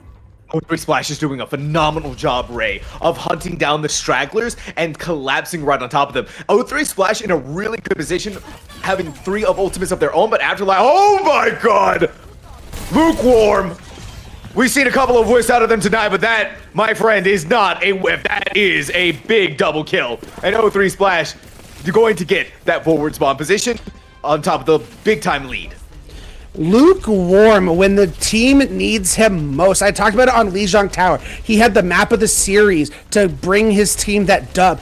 And now they need him to force this map 5, and he comes through with a big pulse bomb. I need to see more throughout this map, but that's a great start. Boat is just unstoppable so far. Boat and Lukewarm. The DPS duo combination is just one after another. They feel unstoppable right now, Ray. Because guess what? They are. As now we see, like we mentioned, the forward spawns being unlocked so key on this defense, and they're forcing them basically back to the spawn rooms at this point. What a turnaround for O3 Splash on this map. Just a couple of DPS compositional switches and things are going so much better for them. Both right off the bat, rip it open. 3 caught inside. Afterlife getting hit big time, but Rhino to survive through using that nano boost. Now we're seeing a lethal pulse bomb coming up big time, blowing the heck up out of Cowman. No more left to go here for O3 Splash. But guess what, Ray? They still have 2 ultimates to work with, and look how much they got out of Afterlife. Yeah, you forced out that nano, you forced out that pulse bomb, and EMP was used earlier along in that contested fight. So O3 Splash gets to come back in this fight with this Kitsune Rush and this Diva Bomb, as Afterlife is still trying to build up to these ultimates. So O3 Splash is just playing the smart game of playing like the mid game to control the neutral spawns. Oh my gosh. Neutral, showing that they are indeed the more powerful Kiriko. Rhino, however, is going to take out Deco, so O3 Splash losing out on their Lucio, the maneuverability that goes along with it. Fortunately for Afterlife, they've also lost Zera. No more supports on the field. That's going to create a lot of chaos for them. Give O3 Splash control of the bot once more. As we're just past the halfway point on this map, O3 Splash still not even forced to use these ultimates, but in the meantime, Afterlife, especially Haven, getting dangerously close to that EMP. That is the win condition Afterlife is waiting for. It's always going to be the name of the game here. Cowman playing a little bit more bold, playing a little bit more dangerously because they can. They have a self-destruct that they can use, diving right on top of Rhino. Now looking for another opportunity. Hit with the hack, gonna find safety inside of the room and a protection Suzu to keep them just that little bit of extra safety going. But O3 Splash Ray got the forward spawns once more, so if things go sideways with them, they still have a great chance of fighting here once more. Yeah, but they still have to deal with this incoming EMP from Haven. They're trying to put pressure on him and force him out as the Primal gets forced. You're going to force the Primal and push Rhino into the backline. Now Haven needs to set up for this EMP, but with the disjointed nature of O3 Splash, it becomes so much more difficult to make that happen. Boat translocating away just in time. Haven to do the same exact thing. Dangerously low for all teams here, but Afterlife in a much worse position when it comes to the economy of their health. As now we see the EMP coming in from Haven, but there is no follow-up. It's no follow-up, and really the only one caught inside of it is Cowman. It's going to be up to Lethal, starting things off with the pick onto Lukewarm, looking for another opportunity, stepping over, wants to get right into that, but look at how big that EMP is from Boat. Basically every one of Afterlife caught inside of it, except for Zera, who still had that rally to keep the team alive, sustained, and going exactly what they needed. I mean, Wow. Zera swapping over to the Brig off the DPS, coming through very strong. O3 Splash, again, they played the smart long game. They're going to get the worst spawns, but they kept their sound barrier after forcing out so much out of Afterlife, so they are still in a very good position, and they're going to be able to recontest before these forward spawns are unlocked. That's going to be huge for O3 Splash, having those two ultimates. You still have sound barrier, that's the most important thing, but also a Kitsune Rush that is about to come up and deny the forward spawns for Afterlife, getting right there just in the nick of time, making sure that doesn't happen. Of course, Cowman still living with that self-destruct out of the field, looking and blasting away even as Baby Diva, pushing them away, giving so much room for O3 Splash, and now this Kitsune Rush is giving the power of the Foxes to them all, and Lukewarm, Ray, they've and again, twice this map alone, the double kill with the pulse bomb. I said I needed to see it a little bit more out of Lukewarm, and he delivered that in spades. Whew! Man, O3 Splash, now they get to unlock these forward spawns once again. Haven, however, has this EMP, but they gotta find something with it. The last one was kind of a dud. Last one was kind of a dud, and Haven cannot let that happen again. O3 Splash recognizing this, though. Look at how far spread apart they are from each other, Ray, making sure that EMP is not going to find any value going into the backline. It's good enough just to get Deco inside of it and prevent the sound barrier. That is a huge sort of victory for Afterlife, realizing that and going right on top of it and taking pure advantage of it. The ultimate may have only gotten one, but it was a vital one. As we're coming up on under a minute left on the clock, it's coming down to probably one final fight, Sam. The close spawns will be coming in for O3 Splash. Boat has the EMP I talked about in the previous series. His EMPs were on point. They've been great so far. Gonna have to have another one to send his team to a map 5. All right, Lethal. We've seen a lot coming out of Lukewarm with these pulse bombs. It's going to be up to you to do something similar and make that happen for your team. Take out Lukewarm still. We're seeing Lethal, rather, sorry, in the back line, but it's going to be Haven to take down Lukewarm. No more Tracer that Afterlife has to worry about. Things are starting to tick away, and we're about to get into overtime rate, which is not ideal for Afterlife because now they have to be glued to that bot. That they do, and now they're going to have to wait for the butt scratch mode as the forward spawn do unlock for them. They have 4 ultimates to use here, but O3 Splash is so close to a full chest of them, Sam. Yep, just hit that sound barrier, put Boat in, EMP, and see what you can get away with. And already, it's quite a lot. Fix is fallen. Zera has to use the rally. The team needs to survive. There is no ifs, ands, or buts, but Afterlife has no more support line. Neutral throws out that Kitsune Rush. Indeed so, O3 Splash. Ray, it's a 5-map kind of night. It is a 5-map kind of night. I mean, I was talking to you in between these games, and I was just like, imagine we go to another map 5, and we're like, I think it's in the cards. Like, that it's just been in the air all night. I'm so excited. These teams have been fighting tooth and nail, and we know Lijiang Tower is not in the cards here. So where is Afterlife going to take this? I feel like Ilios might be a good chance. Play some Winston there, going to allow the dives. Potentially, Maybe? I think we can see Ilios for sure. Giving Afterlife the opportunity to be able to use Winston.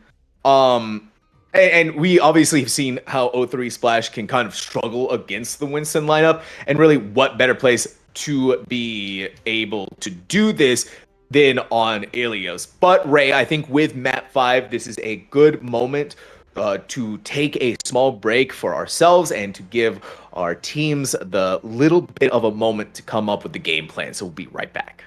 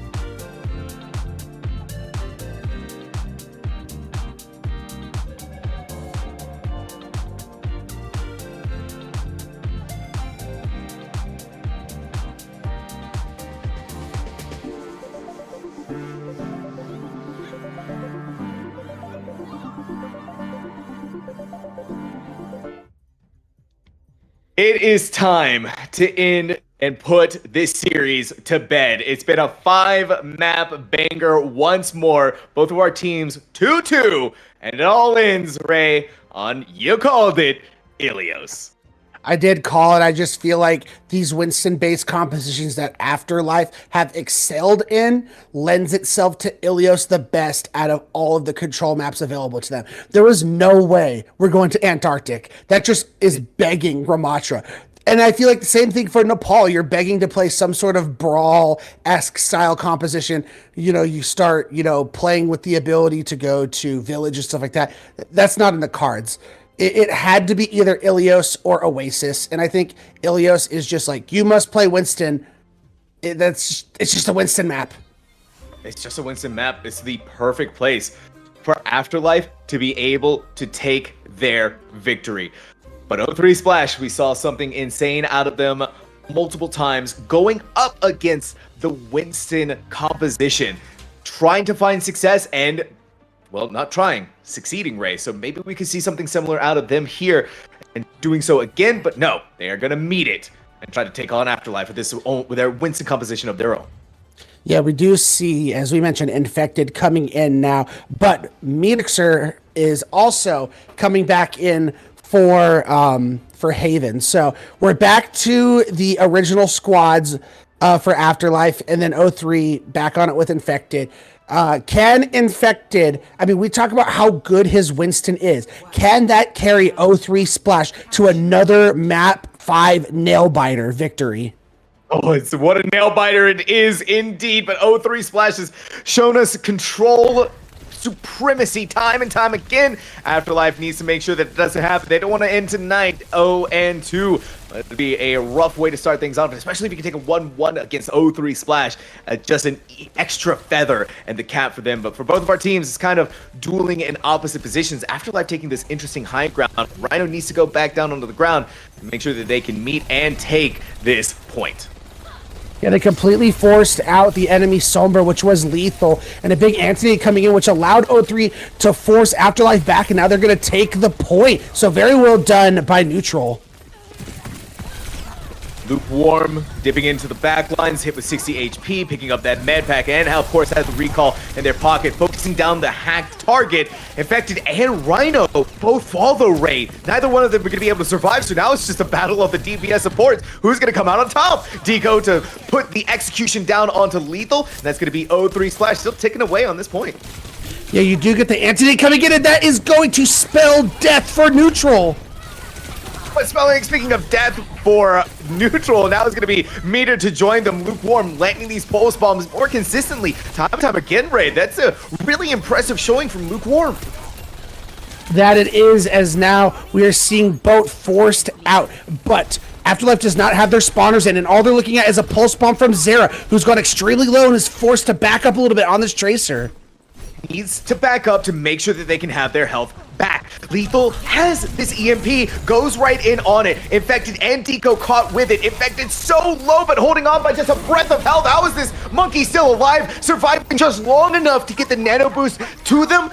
It's not going to be good enough, however. Even through that EMP, Rhino is going to get the pick onto both. But guess what? A nano boost of their own is going to do the same exact thing. But Afterlife just can't close out this fight to take away the point from 0-3 Splash. And the longer this takes, even in this stally kind of fight we're in, the more percentage they're getting. I know, they're already at 80%, might be able to get to 85% before finally losing control of it, and someone is still on that point, Ray. Finally! To 88% though, before Afterlife gets it back, and pretty much all of the ultimates for both teams. Yes, but Lukewarm has this pulse bomb. What did we see the last time on New Queen Street, Sam? 2 times got a double pulse bomb kill, and we saw on Lijiang Tower in the previous series, map 5 is where Lukewarm thrives, so I would be so careful. High pressure 10 situations. Unfortunately, Lukewarm is not going to be getting the double pulse bomb kill that we were looking for. Afterlife still has to make sure that they're playing carefully. Rhino, anti-nated, hacked, might be able to get back to safety just in time, but Infected is right on the case, right on the tail, and now Afterlife without a main tank. Infected needs to make sure that they can survive to give their team that sustainability, and it's going even further now with both eliminating Zera. As since there's 88% of the clock, Afterlife is going to be able to back up and try and re-engage, especially with this lethal EMP. They got to make it happen right here, right now. One last fight to try and make something happen on this map. All right, infected everything on top of them. That's so unfortunate. Slept, it hacked, then anti-native, then EMP'd. It was so much going on top of them. But Afterlife needed to make that happen. Caught inside of overtime. 0-3 Splash gonna back away, wait for infected to return before beginning what could be the final push of this round. Yeah, they're coming up on 4 ultimates. They just got to play this slow, build these up, and then they'll be able to dump everything to get this victory. This EMP that Boat has that Lethal just had to use in this previous fight is going to be the major difference in this fight. Infected caught out in an awkward position once more. Both of the Winstons have been hit with the nano boost, and unfortunately for Zera, neutral was just far enough back to be able to survive from the pulse bomb that they threw out. Afterlife used both of the support ultimates, and 0-3 Splash still has a bevy of theirs that they are ready to use. Here's the EMP, 2 caught inside of it. Afterlife feeling the pressure, feeling the pain. Now the rally has come forth once again. The hit with the bash and the shield, infected in the backline, and now it's time for the primal rage. 3 Splash continuing to show us control, dominance. Point has flipped back over to them. Overtime ticking down low. Someone has to get there to touch. It's going to have to be Lethal. Zero is coming back themselves. Still might have that opportunity, but they got to make it happen now. Yeah, and now they have bought enough time for the spawners to come back, but it's not going to matter as it seems, Sam. It's not going to matter. Lethal may have popped that EMP. Lukewarm and neutral caught inside of it. And maybe with the loss of Deco, Afterlife could find something here. But Rhino, inside of their primal rage ray, has been slept, taken away. That valuable ultimate was not going to find any value whatsoever. We're still finding out for the life of us. And Lethal taking out neutral. Now Lukewarm on top of that. A triple kill for this Sombra. Just in the nick of time to save the day for Afterlife. Wow, and there is nothing for 0-3 Splash to come in here and use with Afterlife having this nano online just when it looked so bad. 0-3 Afterlife is in such a great position now. Afterlife is in such a great position, getting into touch just in time. Deco low, but alive, and that's all that matters. It's fighting it out in the back. Needs to make sure that no one falls to the hands of Lethal. Fix has that nano boost and is going to go ahead, pop it right onto Rhino and see what this nano boosted Winston can tickle with all of this electricity. Infected is going to be that prime target, needs to regroup with the rest of the team to keep them alive. Zera has a pulse bomb. Medics has the sound barrier. So much going in the favor of Afterlife, and now we're going to see that sound barrier pop. Neutral taken off the field, and this is a fight. Nails down there going crazy. Lethal may have been going crazy, but now we're going to see maybe this primal rage come up with something after caught inside of a huge EMP ray. This could be the nail in the coffin once more, but we're going to have to see what Lukewarm can do with this post bomb. We're still fighting this out, Ray. I can't believe how long this fight has been able to go in on this overtime as both teams are just struggling to get their players back, Sam. Struggling, they're fighting, they're trying, they're thriving, they're surviving. Rhino, a primal rage. I think this is the third one of this team fight alone at this point. Boat landed on top of Rhino, is ready to start throwing those fists, and fists indeed. And Kitsune rush and sound barrier for 0-3 Splash, but even with all of this, it's just not gonna be good enough. And finally, Ray, finally, Afterlife has done it. Bring us, wait for this, everyone. Round 1. What a great way to start off the final map in this series. As we now move to, it looks like it's Ruins. So, again, these Winston-based compositions are going to be what we're looking at. If we went to Lighthouse, it wouldn't surprise me if we see a little bit of Echo come into play, but with Ruins in play, we have the ability to see these hit scans. We see Lukewarm highlighted on this Ashe right now, and we've seen that even at the highest levels of Overwatch League on this map specifically. Playing a Widow or an Ashe and just playing on that high ground and just having free reign is very valuable on this map specifically. All right, Afterlife up 1 in this map of Ilios, looking to close things out here and take the big win of this whole series. 0-3 Splash. When we say their backs are against the wall, it is true here now more than ever. Every punishment, every failure is going to be reverberated even more so now in this potential final round. As we see Lukewarm just on this high ground trying to find a pick. I mean, they tried to throw an anti-nade on him, but the follow-up just wasn't there. I mean, just look at this, Sam. Oh my gosh, you're gonna scare away Rhino. Lukewarm in an ideal position, no one to really be able to get over to them. Rhino's so low. It's those anti-nades. Once again, neutral putting in so much work right there. Boat versus Zera. The recalls are coming out, but Zera has to use their first. Boat gonna drop down below. Not able to continue that chase once again. Now turning their attention, put the pressure onto Rhino, get rid of them, get them out of there. But 0-3 Splash does have that point. That they do, and I think the big issue here is, again, they are just not putting any pressure on Lukewarm, and he is just being able to do whatever he wants up there as neutral gets the pick on a Medixer. Yeah, you can see exactly what's happening there. Lukewarm, if they try to go any further to them, so far they've just been hit with an anti-nade, and that's it. You heal them back up to full. They're not even healing Luke because they know they're safe. Oh, man. I mean, it's all going to be on this Tracer and this Sombra. Lethal and Zera trying and go after Lukewarm. I mean, they're going to have an EMP and a Pulse Bomb in this fight, so they're winning the ultimate battle, but they've given up so much percentage already. Yeah, and now finally realizing that Lukewarm is the key to the success here. Oh my gosh, what a headshot. That had to be just like breaking their wrist to be able to make that flick. Look at the flick of the wrist. That's all I gotta say. That was ridiculous. As Boat even finds a Pulse Bomb kill. Okay. Boat gets the Pulse Bomb kill, a pick onto Rhino, and 0-3 Splash where Disaster looked like it was about to... And Lukewarm and Boat stepped up.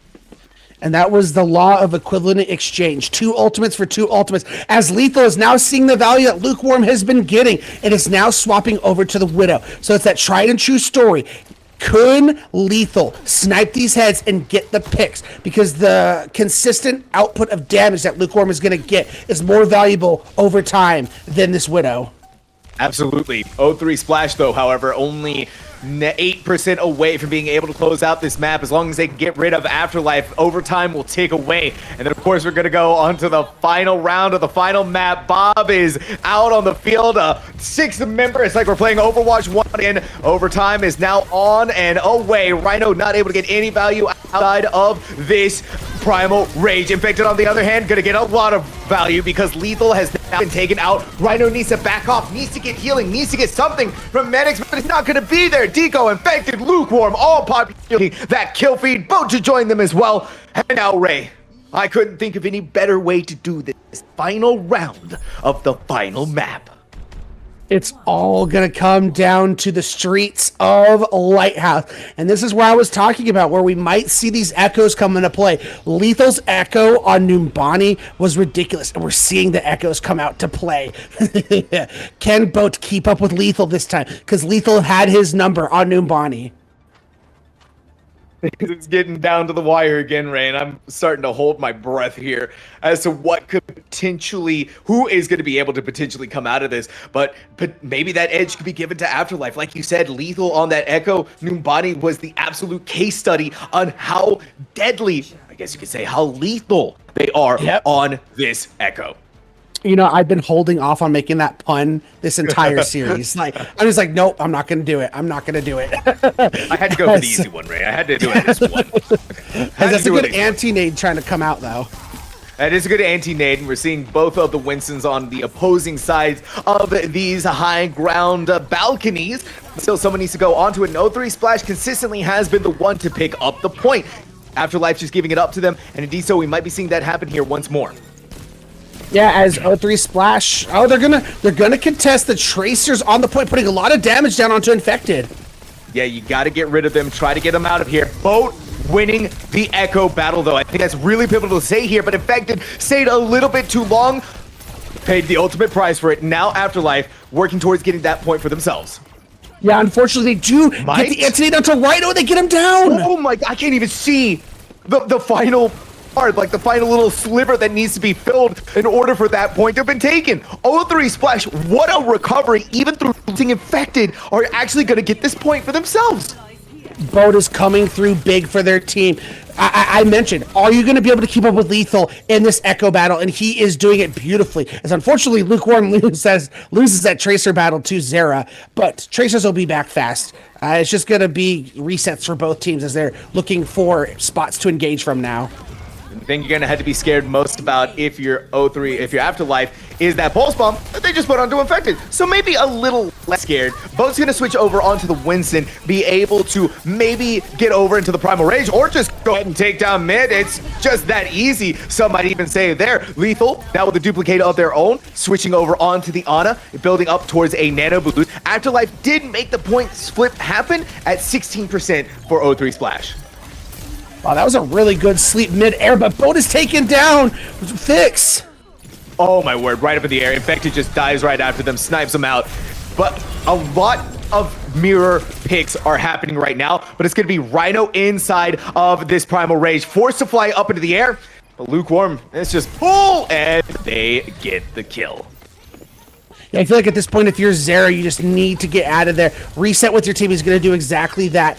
As if you're Afterlife, it was great being able to steal that point away from O-Splash. Get a good 34% on, and you're going to come back with both of your support ultimates, which you were able to force out of O3 Splash. So they're really hoping Infected can get a really good Primal Rage here. And that's a good way to start things off. However, Lethal showing Boat what they're capable of on this Echo, and something that they needed to have been doing for quite some time. In fact, he's going to dive right to the back line, poke as much damage as they can, and it's going to be the Nano Boost onto Lethal, seeing what they might possibly be able to do. They're going to catch Rhino stuck inside the corner, and they tried to jump out of there, but still stuck. It's going to be over and over again. An anti-nade right on top of Zera. Maybe this rally is going to be able to save the team, but O3 Splash, you're seeing Infected getting away with so much already outside of that. Back and forth, a pick for a pick. Lethal may have gotten down, but they did take neutral along with them in their dying gasp of their breath. But Boat is going to do the same exact thing against Fix. Yeah, and now, because you saw that out long enough, you get all these picks, and O3 Splash is cleaning up. We're on final fight territory, and we're looking at a battle of the duplicates. Plus, Lukewarm has the Pulse Bomb, could send his team to day 2 at a perfect 2-0 record. Mentioned Deco, neutral, very close to ultimates of their own. Afterlife, regrouping. This needs to be their push. Lethal needs to get something out of this, but a Pulse Bomb from Lukewarm just when they needed to come up big time. They have done just that in these high-pressure situations. Things are looking so good for O3 Splash. No more support lineups for Afterlife except for Lethal, but hey, it's a battle of the ages here as both the Echoes are going at each other. But at this point, the point is going to be flipped back over for O3 Splash. And there you have it, Ray. Overtime is going to tick away. Last person to be able to touch is made on this Lucio. And O3 Splash have done it a perfect for tonight. Not gonna lie, Sam, I didn't have double Echoes both duping the Anas and battling each other in the backlines on my bingo card. That was kind of crazy. I don't think I've ever seen that before. But O3 Splash, we talk about it when their backs are against the wall. Both series today, they were down 2-1, and they are able to bring it home. And this DPS duo of Luke and Boat just come through for their team at the most desperate times, and it has been amazing. It really has been amazing. O3 Splash, we got the absolute pleasure, first of all, being able to stream here on their Twitch channel, so we really do appreciate that, but also being able to watch them twice tonight and seeing how well they were able to come out of that in both situations against Amplify, against Afterlife, really showed the power and the strength of this team, and also not giving up when things are looking like it might not go in their way, especially if you look at Ilios, where round one took about like 73 years for us to end, but they didn't let that bring them down, and so now they get a perfect record, a 2-0. It took 10 maps to get there, but we got there, Ray. Yeah, and once again, just shout out to O3 Splash. This was a day where they probably needed to go 2-0, and they're able to do exactly that. Not as clean as they probably would have liked, but their clutch factor came through so strong. I think that's pretty much going to wrap things up for both of us. You know, just Thank you, everyone, for tuning into this. It's a great opportunity for all the observers. Got to shout out Poofa, who's been on the prod. Shout out to Tracy and shout out to Joey, who've been holding it down on the OBS, on the observing side. Absolutely. Without their amazing talents and capabilities, well, we would have just been two dudes yelling at our computer monitors. So we really do thank them a lot. And of course, it's been a pleasure being able to be here with all of you. There is still going to be more Contenders action happening tomorrow across all a bevy of different streams. So make sure to keep an eye out for those on Twitter to get your opportunity to go and watch those. But that is going to be it for us for tonight. A big congratulations to O3 Splash, of course, for being able to get that 2-0 victory here against two teams. And, well, we cannot wait to see you all on the next stream. Later, guys.